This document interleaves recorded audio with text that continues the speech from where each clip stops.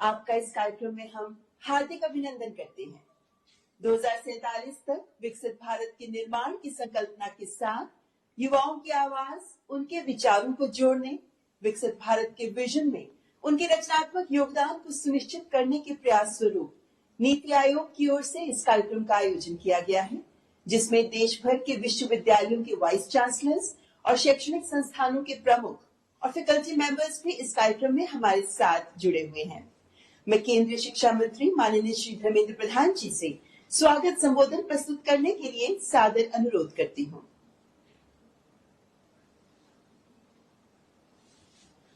माननीय राज्यपाल एवं उपराज्यपाल समूह, प्रतिष्ठित कुलपति, निर्देशक और उच्च शिक्षा संस्थानों की सभी आदरणीय फैकल्टी समूह, नमस्कार।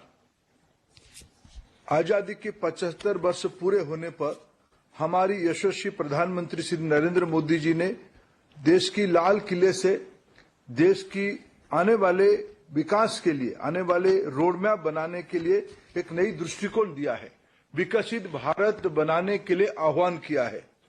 हमारी देश की आजादी की 100 साल पूरे होने पर विकसित भारत के साथ एक नए भारत की निर्माण की उनकी अटूट प्रतिबद्धता ने करोड़ों लोगों के दिल में महत्वाकांक्षा और आशा की दीपक जलाया है।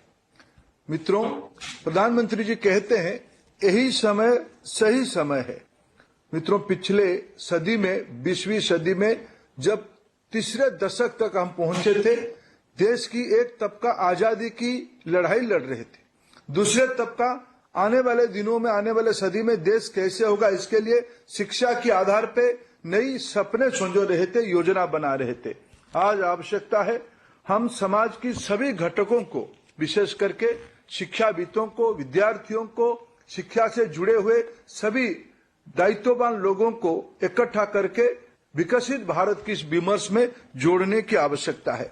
शिक्षा विभाग की ओर से अभी देश में अमृतकाल विमर्श विकसित भारत 2047 की एक सीरीज ऑफ डायलॉग चल रहा है।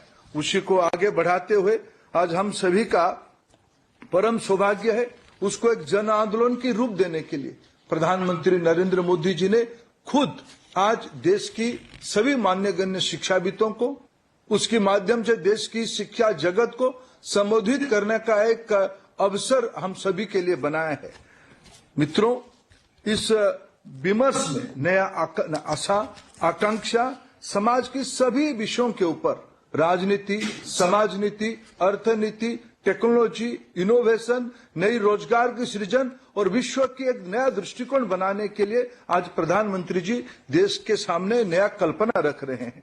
हमारी सारे एजुकेशन इंस्टीट्यूशन इसकी द्योतक बननी चाहिए। आज हमारी दायित्व है इस विमर्श को देश की नई पीढ़ी के अंदर हमारे कुलपति, हमारे डायरेक्टर्स, हमारे प्रोवोस्ट, हमारे सारे फैकल्टी, जैसे आजादी की लड़ाई के समय में सभी के अपने अपने दायित्व था, आज प्रधानमंत्री जी ने आह्वान किया है सभी को अपना कर्तव्य करना पड़ेगा। मित्रों, आइए आज हम लोग अपने कर्तव्य की, अपने हिस्सा की जिम्मेवारी को संभालें और अमृत काल में विकसित भारत हम सभी की जीवन की एक बड़े लक्ष्य हो। हम सभी की योगदान में शिक्षा को आधार करके हमारी व्यापक परिवार एक नया भारत, नया विश्व की सृजन करे।